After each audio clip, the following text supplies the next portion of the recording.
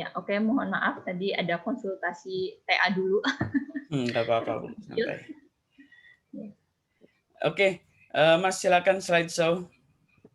Baik, Pak.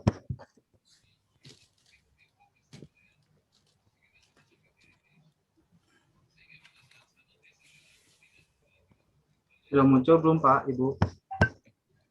Ya, oke. Oke, sudah muncul. Bismillahirrahmanirrahim. Assalamualaikum warahmatullahi wabarakatuh. Waalaikumsalam warahmatullahi wabarakatuh. Selamat pagi.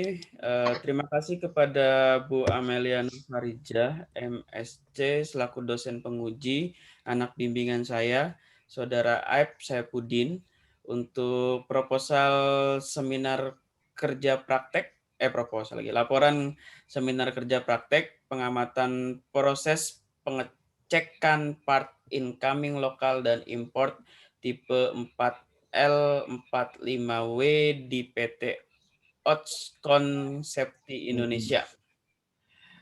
Jalannya seminar kerja praktek ini terbagi menjadi 3. Yang pertama pembukaan, kemudian kedua pemaparan dari Saudara Aib selama 10 menit, kemudian tanya jawab, sanggahan atau klarifikasi oleh Bu Amel untuk sewaktu sekitar 20 menit.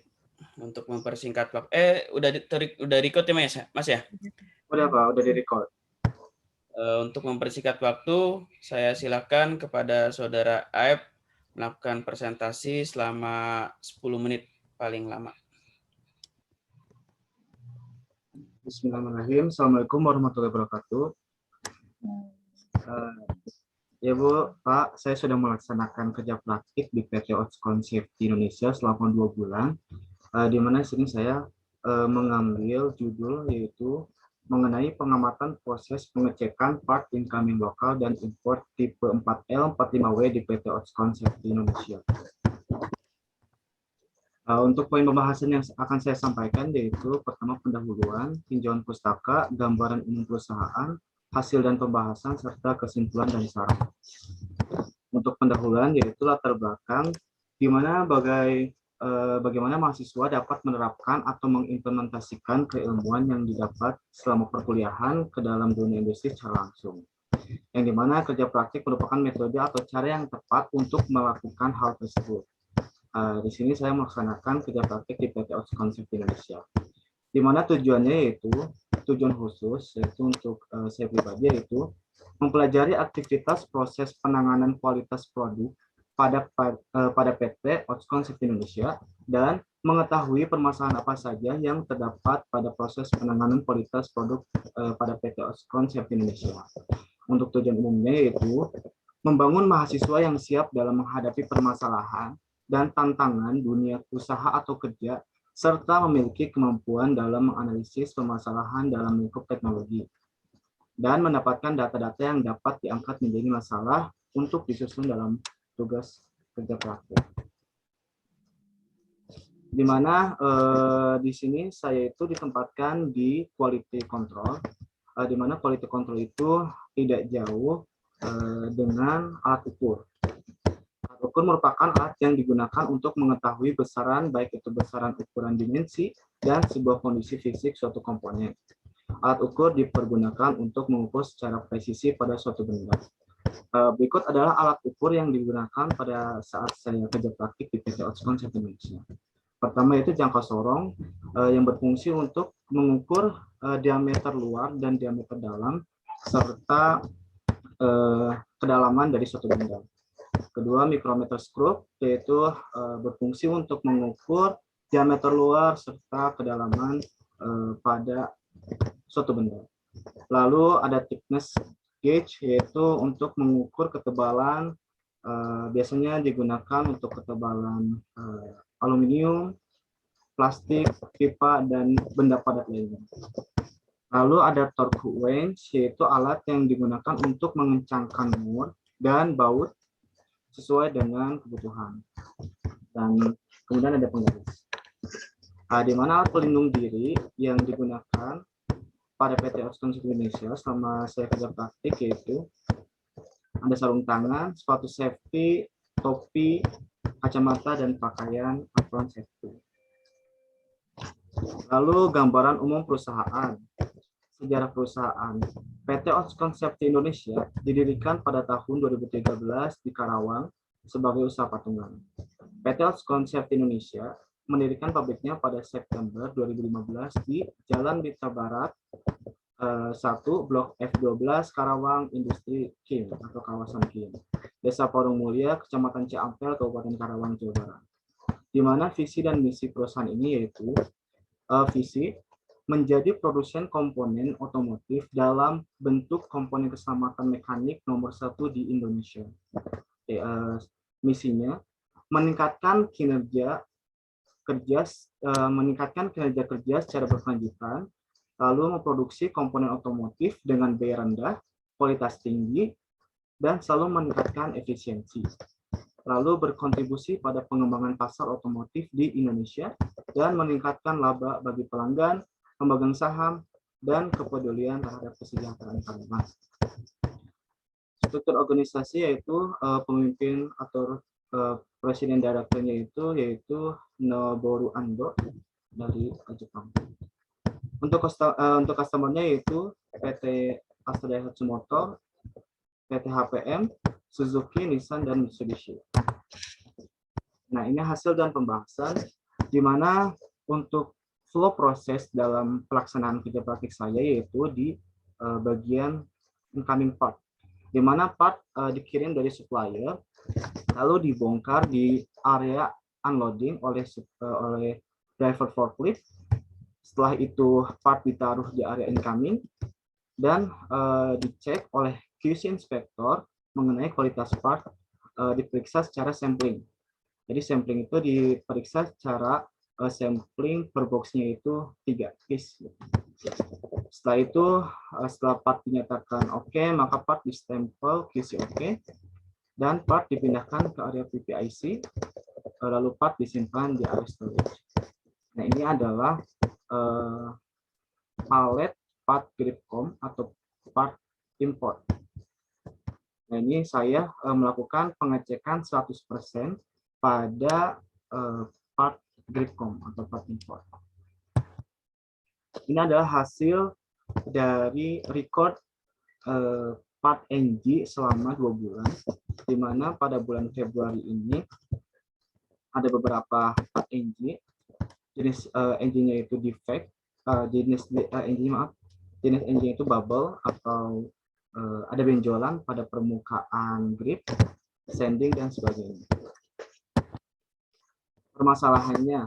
Permasalahannya yaitu sering ditemukan part NG pada part incoming.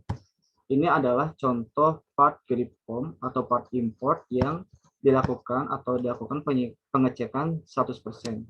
Di mana di sini terdapat jenis defect yaitu bubble. Di sini adalah benjolan pada permukaan grip.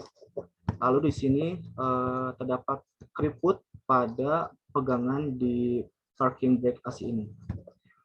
Nah, ini adalah contoh untuk part komponen lokal, di mana ini jenis defeknya yaitu karat. Di mana karat ini setelah ditemukan karat, maka langsung dilakukan repair dengan dilakukan amplas. Solusinya yaitu diberikan ketegasan kepada pihak supplier untuk dapat mengirim part sesuai dengan standar yang sudah ditentukan. Lalu ini adalah part Gripcom yang defect, akan tetapi di sini tidak ada standar untuk penyimpanannya. Jadi jika ada part defect seperti ini, langsung ditaruh aja kayak gini, ditumpuk. Solusinya yaitu diberikan box untuk standar penyimpanan part Gripcom. Kesimpulannya yaitu memahami proses penanganan standar kualitas produk incoming yang terjadi di PT Outscon Safety Indonesia dan mengidentifikasi permasalahan yaitu kualitas produk incoming yang sering ditemukan atau NG baik dari segi dimensi yang mengalami deformasi, perubahan bentuk sehingga menjadi terkendala pada proses selanjutnya.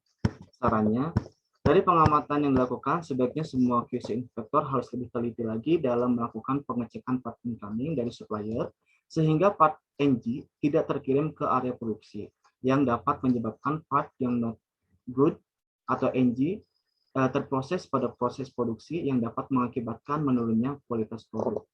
Lalu diberikan pengetahuan secara maksimal kepada siswa atau mahasiswa yang melakukan kerja praktik mengenai bagaimana cara melakukan alat ukur yang benar pada saat melakukan pengecekan part incoming agar part yang tidak sesuai standar tidak terkirim ke area produksi. Mungkin sekian presentasi dari saya. Kurang lebihnya mohon maaf. Assalamualaikum warahmatullahi wabarakatuh. Waalaikumsalam warahmatullahi wabarakatuh. Mas, suara plak-plak-plak itu suara apa ya? Suara klik mouse kayaknya. Iya ya. Ini nggak tahu ya Bu, ada suaranya. Nah, keyboard atau mouse gitu. Iya, soalnya saya nggak pakai mouse, Bu, pakai ini touchscreen di laptop ini. Oh. Share screen lagi, Mas. Oh, maaf. Iya, Pak. Screen lagi ya. Oke, terima kasih Mas Aib Saipudin. Cukup kreatif ininya apa? Cara penyampaiannya. Presentasinya, cara penyampaiannya.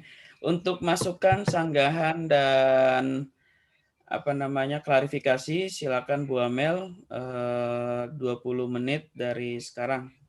Monggo, Ya, Bu. Oke, terima kasih Pak Sayuti dan terima kasih atas presentasinya AF. Ya, dari kata Pak Sayuti cukup jadi nggak ngantuk gitu ya setidaknya. Jadi di sini AF judulnya pengamatan proses pengecekan incoming part gitu ya, part incoming atau incoming part nih. Oh, incoming part ya. Incoming part ya. Udah langsung salah tuh ya kan. Oke, langsung salah ya kan. Lokal dan import tipe itu di PT Oskon Safety Indonesia. Oke. Nah, terus ke bawahnya lagi. Ke pendahuluan. Ya. Ke bagian pendahuluan. Nah, jadi di sini AF memang cuma KP atau kerja? Hanya KP, Bu. Oh, hanya KP. Iya. Pelaksananya sebulan. 2 bulan. Oh, 2 bulan. Nah, terus asal mula AF menuju ke PT ini bagaimana? Pertamanya ada teman, Bu.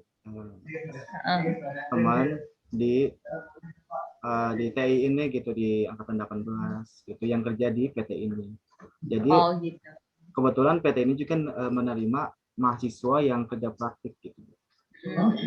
Oh gitu. Oke. Jadi di sini memang ke bawah lagi ke bagian profil perusahaan. Ini, Bu. Profil perusahaan dulu. Ya. Sebelum ke ini.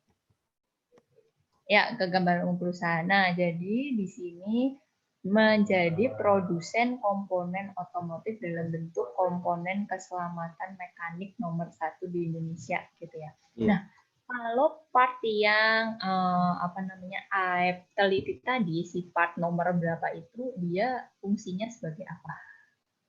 Si partnya. Oh, sebagai komponen, Bu. Bentuknya cuma satu itu kan, berarti? Itu belum jadi unit gitu, Bu. Jadi itu masih dalam bentuk mentahan lah gitu. Ya, masih dalam bentuk mentahan. Nah, itu nanti dipasang di mananya kendaraan. Itu bagian brake, AC brake itu buat rem tangan, Bu. Oh, buat rem tangan. Ya, iya, rem tangan. Nah, jadi di sini lihat lagi balik ke pendahuluan. Oke, tujuannya kita tulis dulu ya, mempelajari aktivitas proses penanganan kualitas produk pada PT ini, terus mengetahui permasalahan apa saja yang terdapat pada proses penanganan kualitas produk ini. Kalau menurut saya ini tujuannya sebenarnya oke gitu ya, tetapi ketika di judulnya AF bilang itu komponen atau part tertentu, di tujuan khususnya tulis juga sih komponennya itu, karena kalau ini kan jadi umum sekali gitu ya, kualitas produk, maksudnya produk semuanya gitu, kita mikirnya, padahal yang produk yang AF 7 adalah hanya satu doang gitu. Itu satu, ya kan. Nah, terus habis itu mengetahui permasalahan apa saja yang terdapat pada proses penanganan kualitas. Kita langsung ke kesimpulan, coba lihat. Nah, memahami proses penanganan standar kualitas produk incoming. Nah, ini kayaknya kalau cuma kata-kata ini doang gitu, apa namanya, perlu ditambahkan gitu ya, dijabarkan gitu. Misalkan apa prosesnya seperti apa sih penanganannya gitu.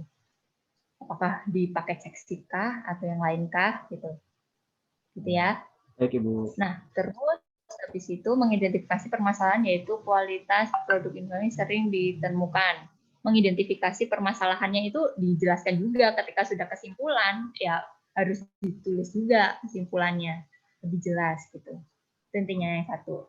Baik. Nah, terus habis itu kalau menurut AF nih, apa namanya, mata kuliah apa sih yang paling berperan di bagiannya AF ketika KP kemarin? Mungkin untuk semester ini lebih ke total quality management (TQM), Bu.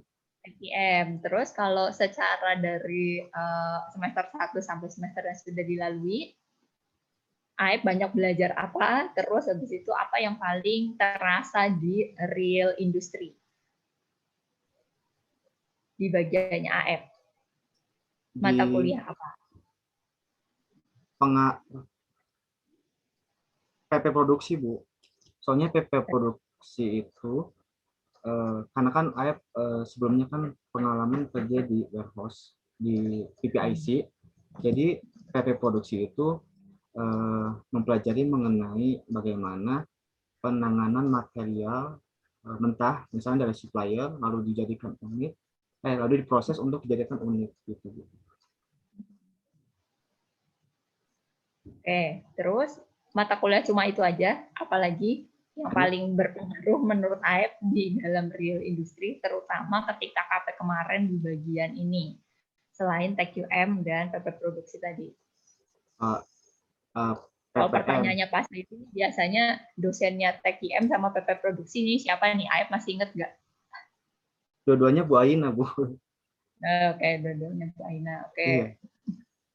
Terus?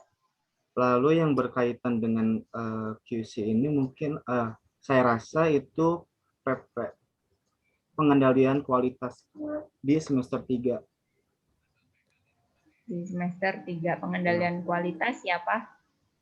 Dosennya Pak Diki. Pak Diki. Oke. Nah, terus kalau di pengendalian kualitas itu kan sebenarnya ada macam-macam tools gitu ya. Kenapa AIP tidak memasukkan salah satu tools untuk melakukan pengecekan kualitas di sini? Sebetulnya juga diajarkan, Bu, tools di pada saat KP, dan itu juga toolsnya saya masukkan di laporan. Cuman memang di PPT ini nggak saya masukkan gitu, nggak dimasukin. Nah, oke. Jadi sekarang ceritakan yang apa namanya AIP tulis di laporan. Atau sekalian di share screen-kan juga laporannya. Yang di bagian QC tools-nya. Ya, baik.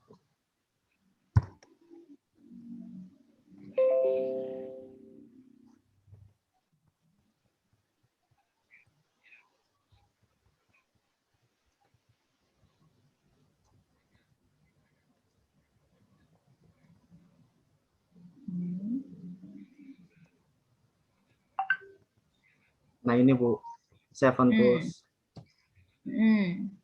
Cuman kalau saya perasa Bu yang sering dipakai itu yaitu check sheet, lembar cek yang digunakan untuk mengumpulkan data dan mencatat proses yang terjadi beberapa kali. Lalu flowchart, langkah-langkah dari proses produksinya. Ya, oke, histogram dan lain-lain. Kita tahu gitu, tetapi kayaknya ini apa namanya AIP salah memasukkan. Ketika di sini AIP nuliskan check sheet, flowchart itu, tulisannya ini kan bab 4 ya. Bab 4 judulnya apa? Hasil dan pembahasan, gitu kan. Iya. Hasil dan pembahasan itu adalah apa yang AIP lakukan kemarin di KP. Jadi ketika nulis di bab 4 check sheet, berarti check sheet yang digunakan yang di sana. Kalau di sini kan ini hanya penjelasan tentang check sheet itu apa gitu. Kita semua udah tahu gitu check sheet itu apa. Kalau hanya penjelasan doang, bagian seperti ini penjelasan ini harusnya masuk ke bab 3, ke metode. Tetapi kalau untuk bab 4, check sheet-nya itu harus sudah gambar check sheet-nya, check sheet yang digunakan. Gitu. AIP ngefoto nggak kemarin check sheet-nya apa aja, atau Aib inget nggak isi check sheet-nya apa aja? Bentar Bu, ada di HP. Ada di HP, oke. Tapi dimasukin di lampiran nggak? Enggak Bu. Enggak. Nah, berarti nanti tambahkan lampirannya, gambar check sheet dan segala macamnya itu yang apa Aib temukan di KP, dimasukkan juga. Baik Bu. Ya, oke. Jadi KP-nya bukan hanya, kalau ini kan masih penjelasannya tulisannya masih umum sekali gitu. Padahal ketika kita nulis sebenarnya Aib udah punya dokumentasinya, kan? Gitu. Nah, isi dari check sheet-nya itu apa? Berarti di sana Aib juga ngisi check sheet, gitu kan? Iya. Ketika datang ngisi check sheet, ya. Iya Bu. Nah, ketika datang ngisi check sheet, terus check sheet-nya itu berlaku untuk satu batch produksi atau satu kardus item atau bagaimana? Berlaku untuk misalkan kalau disebutkan di PT ini itu satu palet gitu Bu. Oh, berlaku untuk satu palet. Ya, jadi Yang dicek semuanya atau hanya sampling? sampling Bu, untuk 3 part. Oh, Untuk 3 part aja. untuk 3 part aja. Satu Ya. palet isinya berapa? Satu palet itu isinya dua tipe lah, maksudnya gimana ya? Dua jenis part gitu Bu. Satu part jenis itu. part. Satu partnya ada berapa karton atau berapa? Kalau tadi kan kayak bentuknya kan kardus-kardus tuh datang, kan berapa kardus? Oh, untuk yang kardus itu part import Bu, jadi itu hanya satu tipe.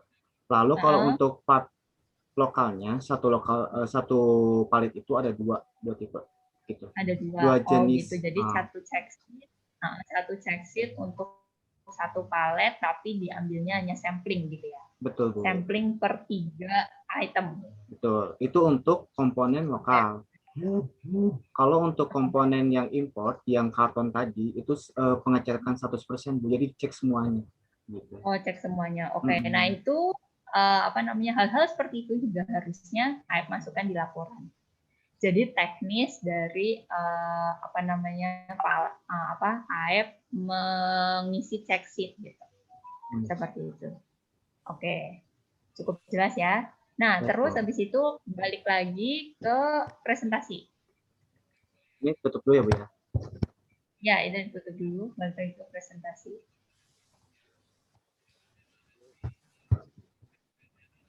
Udah keluar. Terus di bagian yang ada bagian-bagian nomor 7. Nah, arti tiap lambang ini apa? Ini Bu, yang lingkaran ini operasi apa ya? Ya operasi. Part dibongkar oleh supplier. Lalu ini juga operasi. Lalu yang kotak ini inspeksi atau pemeriksaan. Oke, terus. Lalu lingkaran ini juga operasi, seperti stempel. Lalu tanda panah ini transportasi, jadi perpindahan tempat. Ya. Dan yang segitiga ini penyimpanan. Ya, penyimpanan. Oke. Nah, ini lambang-lambang ini Aib belajar di mata kuliah apa?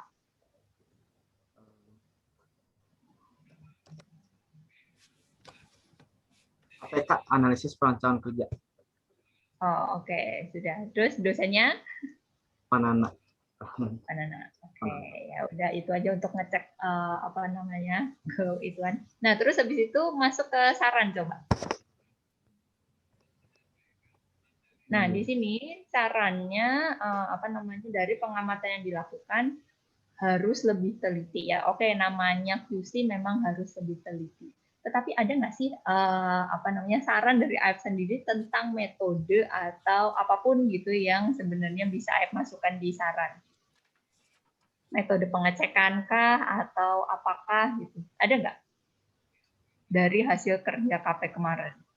Iya, pengecekan mungkin secara visual gitu Bu. Jadi secara visual dilihat, kan sebetulnya di yang kerja praktek ini dari mahasiswa dan ada juga dari SMK yang PKL gitu Bu.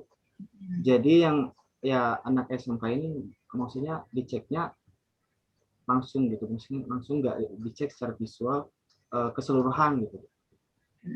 Jadi kan itu bisa mengakibatkan yang part yang NG atau yang apa kan bisa masuk ke atau nggak terfilter, nggak tersalin gitu. Maksudnya. Oh gitu. Anak SMK kalau ngecek megang check sheet nggak? Ada check sheet-nya nggak? Kalau untuk yang import ini memang nggak ada check sheet-nya, Bu, kecuali yang lokal.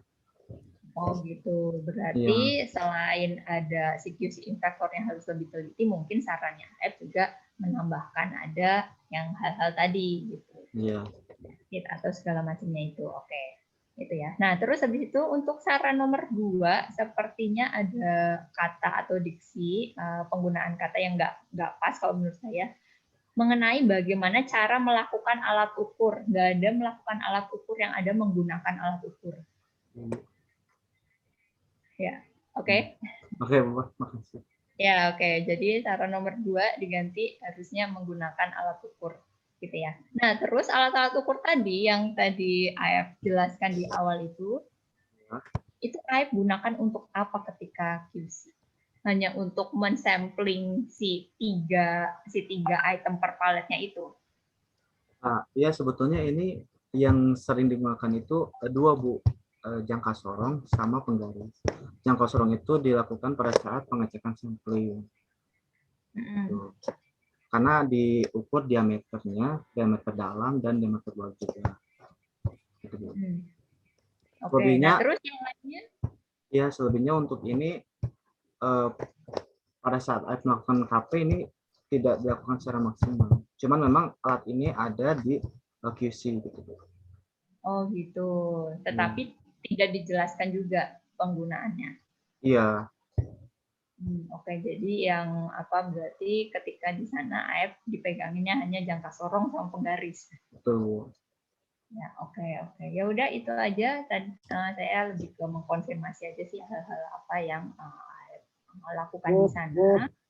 Dan sepertinya sudah cukup jelas gitu ya arahnya, bahwa apa ini kan memang sebenarnya pengen tahu gitu ya, melatih mahasiswa ini loh realnya industri seperti ini, kita teknik industri belajarnya seperti ini, ada nggak sih hal-hal yang sama atau malah berbeda sekali gitu antara teori dengan praktek gitu. Nah terus tadi untuk laporan sepertinya ada hal-hal yang masih terlalu umum dimasukkan ke bab 4. Nah itu kalau udah masuk bab 4 itu harusnya memang sudah teknis atau detail yang KPAF lakukan. Terus kalau memang masih ada penjelasan umum, masuknya ke metode. Baik, Ibu, makasih. Oke ya, itu saja kalau dari saya. Terima kasih Pak Sayuti. Silakan. Oke, terima kasih Bu Amel.